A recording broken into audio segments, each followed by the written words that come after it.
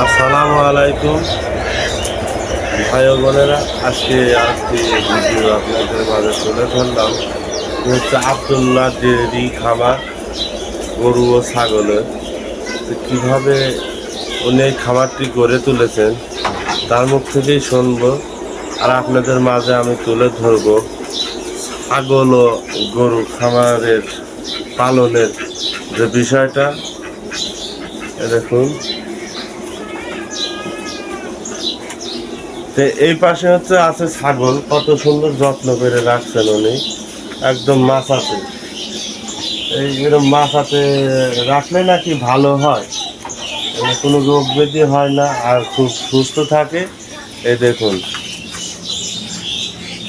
কত সুন্দর যত্নে আছে, একদম মাথার পর এত আরামে শুয়ে আছে, মানে শান্তি আর শান্তি। গরু খামারি আব্দুল্লাহ ডেয়ারি খামারের মালিক থেকে আপনারা এই গরু এবং ছাগল পালনের যে উদ্যোক্তা, উনি তার মুখ থেকে আপনার অরিজিনাল খামার মালিক পেয়ে গেছি। তো ওনার মুখ থেকেই শুনুন যে এরকম খামার করার উদ্যোগ উনি কীভাবে প্রথম শুরু করলেন। তো ভাই বলেন, আপনার খামার করার উদ্যোগ কিভাবে মাথায় এলো? আমার খামার করার উদ্যোগ এলো, আমার প্রথমে একটা গাই গরু ছিল। তো তখন থেকে ওটা যখন বাছুর হলো তখন দুধের একটা চাহিদা ছিল বাড়িতে। ওই দুধের চাহিদা মেটানোর জন্যই একটা থেকে পরে একটা কিনি, দুইটা দিয়ে শুরু হয়ে যায়। এই জন্যই খামার করার মূল উদ্দেশ্যই ছিল হলো দুধের ঘাটতিটা পূরণ করা। প্রথমে দুধের অভাব ছিল বাড়িতে, যেহেতু দুধের সমস্যার কারণে উনি গরু পালন শুরু করে একটা। তো দেখে যে উনি দুধে এবং গাভীতে প্রচুর লাভ, এই কারণে উনি এই উদ্যোগটা গড়ে তোলে। তো আপনি পাশাপাশি দেখছি ছাগলও পালন করেন। হ্যাঁ, আমার এখানে ছাগল আছে প্রায় 15। হ্যাঁ, ছাগল পালনের একটাই উদ্দেশ্য ছিল, যেহেতু বাড়িতে বসে থাকে, আমার যেহেতু গরুর সংখ্যা কম, এই জন্য ছাগল, আর আমার এলাকায় মাঠে পর্যাপ্ত পরিমাণ ঘাস থাকে, তো ওই জন্যই ছাগল পালন শুরু করে। আর ছাগল পালন বর্তমান লাভজনক বেশি, এটা কোনো খরচ লাগে না, বিনা চালানে একটা ব্যবসা।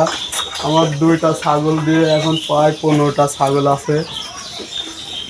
এর জন্যই ছাগলের মূল বিষয় হলো ছাগলের কোনো খরচই লাগে না, সারাদিন মাঠে খায় আর সন্ধ্যার সময় আইনে এইভাবে থাকে। কত সুন্দর কথা। দেখুন, ছাগল পালনে বেশি লাভ, কোনো খরচই নাই, উনি খামারের মালিক থেকেই শুনলেন। আর দেখলেন তো গরু প্রথম উনি একটি উদ্যোগ নেয়, একটি গরু, সেটা সর্বপ্রথম এই লাল গাভীটা ছিল। এই লাল গাভীটার থেকে এইটা তার বাছুর, এবং পরবর্তীতে 1টি 2টি 3টি 4টি 5টা।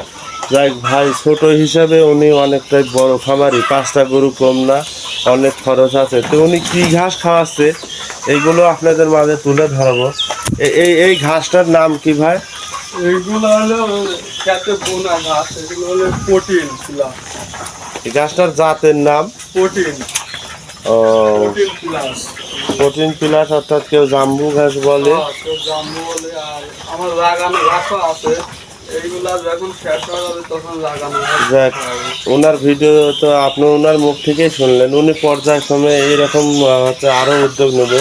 হয়তো উনি গুঁড়াটা এখনও ভালো করে নাই, সারিতে খাওয়ার দিচ্ছে। দেখুন, তো উনি আশাবাদী যে ভবিষ্যতে যদি আরও এরকম এরকম লাভবান হয়, তাহলে উনি এরকম গুঁড়া এবং আর একটু খামার বাড়াবে। আমি আসার আগে উনি এই গাভীটা অর্থাৎ দোয়াইছে, এর কারণে বাছুর দুধ খাচ্ছে, এটাও দোয়াইছে। ওনার এই 2টা মিলে প্রায় 7-8 কেজি দুধ হয়, কারণ বাছুরও খুব বড় হয়ে গেছে। আর উনি দানাদার জাতীয় যে খাদ্য উনি এখনও শুরু করেন নাই, শুধু ওনার শুধু কাঁচা ঘাসের পাশ। আমার বাড়িতে দেখেন আপনি কোনো খেয়াল নাই, শুধু কাঁচা ঘাস। আমাদের গরুর 24 ঘন্টায় কাঁচা ঘাসের উপর নির্ভর। আর কাঁচা ঘাসে বর্তমান খুবই খরচ। আপনি যদি খড় খাওয়াতে যান, আমার 5টা গরু আগে আরও ছিল, বেশি দিছি।